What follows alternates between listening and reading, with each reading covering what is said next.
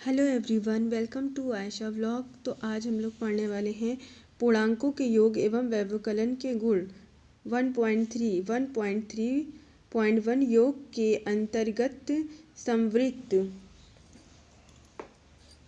हम सीख चुके हैं कि दो पूर्ण संख्याओं का योग पुनः एक पूर्ण संख्या ही होती है। उदाहरणतः 17 + 24 = 41 है, जो कि पुनः एक पूर्ण संख्या है। हम जानते हैं कि यह गुण पूर्ण संख्याओं का योग का संवृत्त गुण कहलाता है। आइए देखें कि क्या यह गुण पूर्णांकों के लिए भी सत्य है अथवा नहीं। पूर्णांकों के कुछ नीचे दिए जा रहे हैं। नीचे दी हुई सारणी को देखिए और इसे पूरा कीजिए। कथन प्रेक्षण देखिए, ये हमारा दिया गया है। पहला 17 + 23, तो ये हमारा ऐड हो जाएगा 40।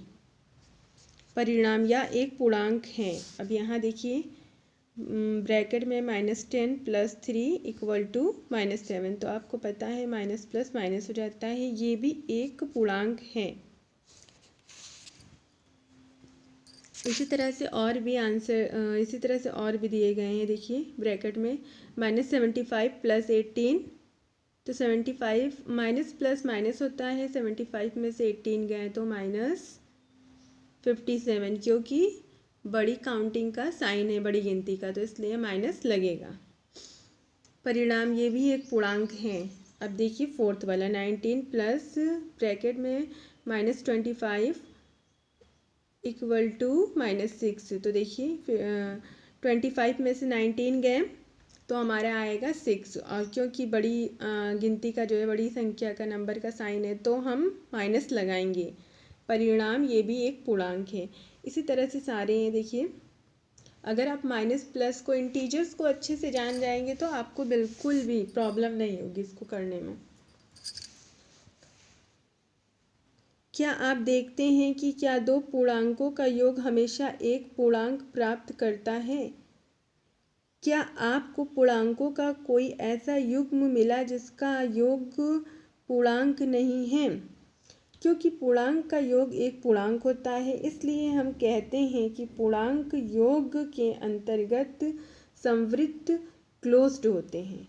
इसको क्लोजर प्रॉपर्टी भी बोलते हैं। इंग्लिश में इसको संवृत्त को बोलते हैं क्लोजर प्रॉपर्टी। व्यापक रूप में किन्हीं दो पूर्णांकों a तथा b के लिए a + b एक पूर्णांक होता है। व्यवकलन के अंतर्गत संवृत्त, ये बता रहा हमारा जो क्लोजर प्रॉपर्टी है उसको घटाने के उसमें क्या आता है। ये हमारा है 1.3.2 और बुक का पेज नंबर है 7। जब हम एक पूर्णांक को दूसरे पूर्णांक में घटाते हैं तो क्या होता है? क्या हम कह सकते हैं कि इनका अंतर भी एक पूर्णांक होता है? निम्नलिखित सारणी को देखिए और इसे पूरा करिए। ये देखिए 7 + 9, तो आपको पता है आगे हमारा एडिशन हाइड होता है, तो प्लस माइनस माइनस होता है, तो इसलिए यहाँ हमारा आएगा -2, क्योंकि बड़ी संख्या का आगे हमारे माइनस का चिन्ह है, तो हम लगाएंगे -2। परिणाम ये एक पूर्णांक है। देखिए इसी तरह से सारे मैंने सॉल्व किए हैं। ये बिल्कुल सिंपल है। अब ये देखिए यहाँ तो आगे तो प्लस लगा ही हुआ है, माइनस माइनस प्लस होता है, तो ये हमारा ऐड हो गया, 38 आया। और हमारी बड़ी काउंटिंग के आगे ये देखिए माइनस मार्क है, तो हमने यहाँ पे माइनस का लगा दिया। अब फिर ये देखिए आप,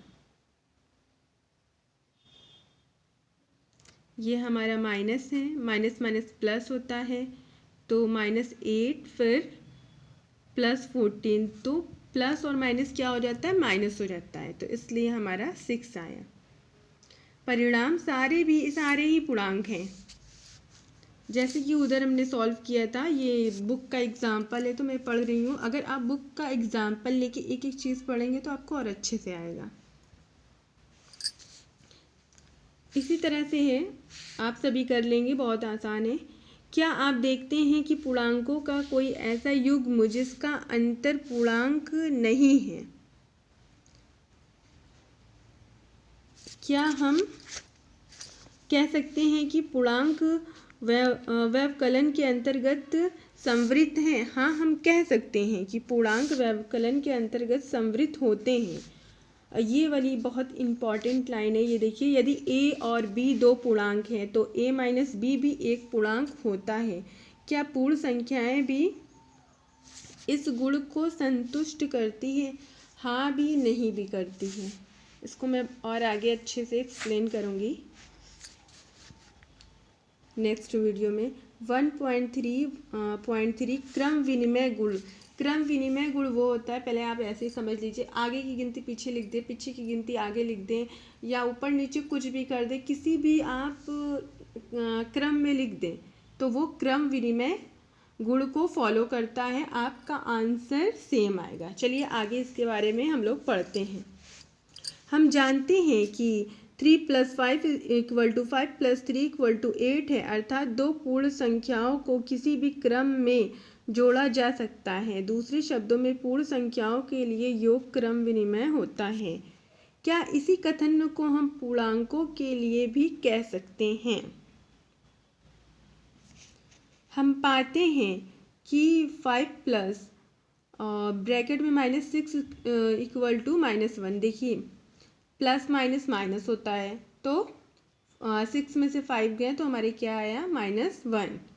तो अगर बड़ी काउंटिंग के आगे, बड़े नंबर के आगे चिन्ह लगाया तो हमने यहाँ लगाया। और अगर इसको हम उल्टा कर दें, ब्रैकेट में -6 + 5, तब भी सेम है, चाहे आप इधर से कान पकड़िए चाहे इधर से पकड़िए, एक ही रूल को फॉलो करता है।